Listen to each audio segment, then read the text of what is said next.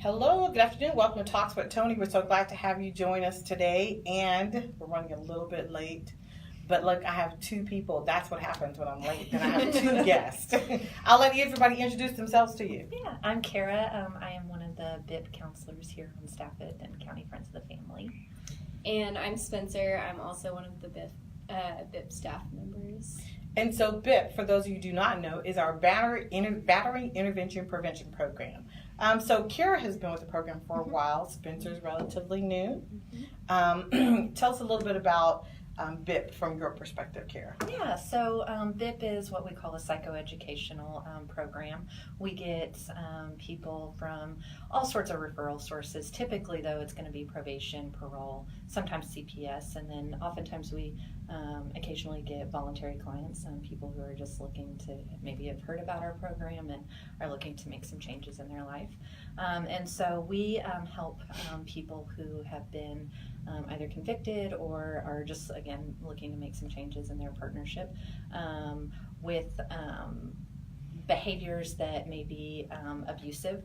And not just the behaviors, but also looking at the beliefs and the intents behind those behaviors. And so where are those coming from, and addressing those through a process that we call dialoguing. So kind of in the room with these men, typically going to be men. And so just having kind of a dialogue about these things, open kind of forum discussion about these things.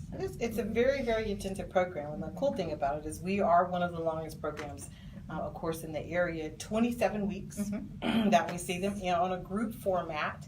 And again, they are typically people who've been convicted of battering, or maybe they're trying to offset and take the course in lieu of a conviction, but they typically come to us, majority of them, through the probation department. So they've already been convicted. And so, Spencer, what's that like? Because a lot of people will be like, oh, that'd be kind of intimidating. How many guys are in your groups typically? So we typically have anywhere from like 5 guys to 15, and I have some of the larger groups in the program, and so it can be a little intimidating at times. And I think one of our main goals is just not to fight with them or try to overpower them, but rather to kind of like work with the resistance and their belief systems that are very much so. It's a very structured, and again, we are the only, the Criminal Justice Division has a process in which battering programs, or BIP programs as we fondly call them, have to go through in order to be accredited. And then there's a separate process for those that are funded, meaning that we receive a small amount of funding from the state in order to implement and execute the program and pay with some of the expenses of it, as well as our battering program, batters pay. So that is part of the accountability factor, in that they pay. And then those dollars that are generated in excess go back to support victim services programs. So it's very intense, but again, we are the only accredited and funded program in the county. And so for all you defense attorneys, like this is who you want to send your people to, right? Very much so. Currently, how many groups do we have going on in our BIP program? We have 9 groups currently. I facilitate 4 of them. Spencer facilitates 3. And then we have 2 other BIP staff counselors who also facilitate groups. David does our Spanish-speaking group, so we do offer that as well if a client is needing Spanish-speaking services. So we have groups during the day, we have evening groups and Saturday groups. There is no work schedule that we cannot maneuver and assist you with. So definitely. So we, and part of that for us, even in treating the batter, our primary client is always the victim. So even in treating him, we know that we are making a difference in the life and prevention of victims or potential victims. And so for those batters, some of the requirements for them participating in the program is that we have to have the name of the identified victim in which the offense that they were kind of initially convicted of and sent to us on, but also a current partner. Yes. And then we reach out to them. Yes. And make contact with those victims. Yes. You bring up a good point, because oftentimes maybe the incident for which they were arrested for was with a different partner than they're currently with, and so chances are if they were abusing a past partner, they're probably also currently abusing a current partner. And so yes, we do ask for both those partners' names in order to reach out to them and provide them advocacy and all the services that victim services can provide as well.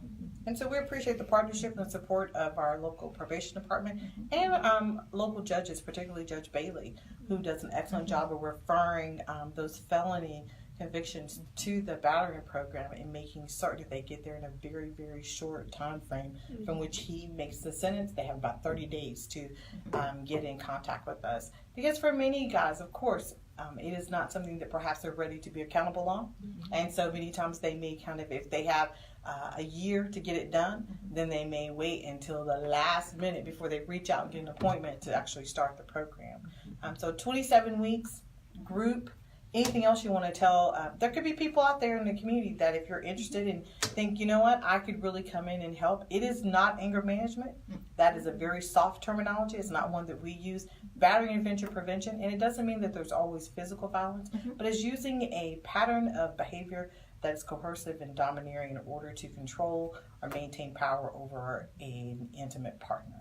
So we will find that in many different ways, but it's excellent. And some of the kind of topics of curriculum that you guys, the weekly topics, some of the topics are, throw them out. What are some of the topics that you cover in there? Yeah, we have everything from negotiation and fairness to respect, accountability and honesty, as well as nonviolence, non-threatening.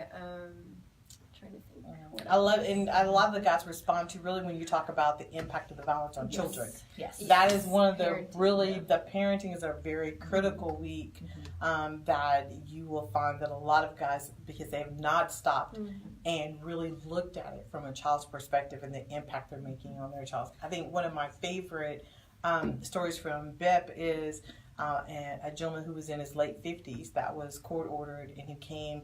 And and the groups are open-ended, so you will have guys in there. Part of the beauty of the group is that you have guys that are holding each other accountable. So you have someone who is in week 20 who is seeing someone who's in week 2, and he gets to say, like, call BS on that. Like, that's, I understand what you're doing because I used to do the same thing. And this man, as he was finishing, there were 2 younger men that came into the program. And when he finished, he said, I would like to pay for those guys to go through the program, because if I had learned this information when I was their age, what a difference it would have made in the lives of my children, who then were adults, and their relationship had been so damaged from the abusive patterns that he had used in those relationships for decades. And so he wanted to pay for those guys to go through the program. Of course, it is part of the accountability is paying for it yourself. So we took his donation as a contribution to the program and the work we do. But those guys got to pay their own way. So anything else you want to share with our audience about BIP? So one of our viewers asked, is it working? So how would you describe the efficacy of the program? We do know that on a statewide level that we know very much that battering intervention programs are very effective. We will say that it has to be part of a coordinated community response.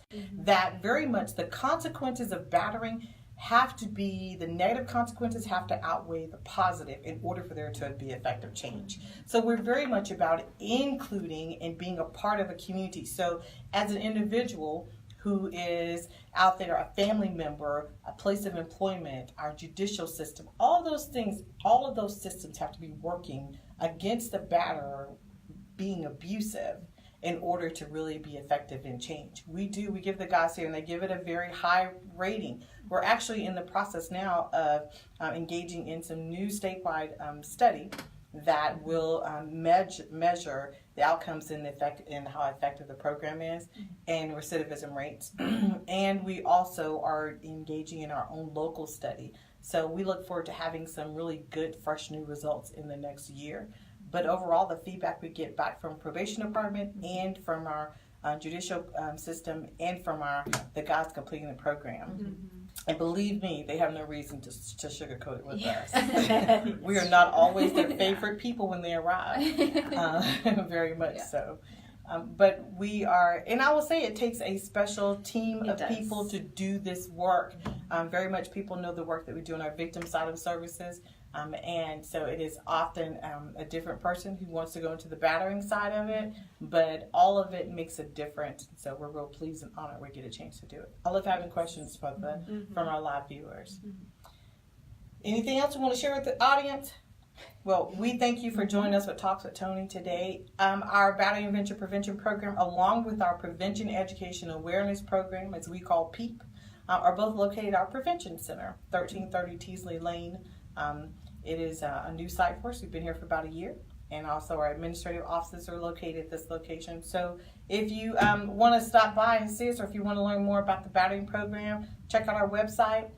Feel free to contact us, and we would love to give you more information about it. If you have someone you'd like to refer, then please feel free to do so. And we thank you and hope everyone has a very safe and happy weekend.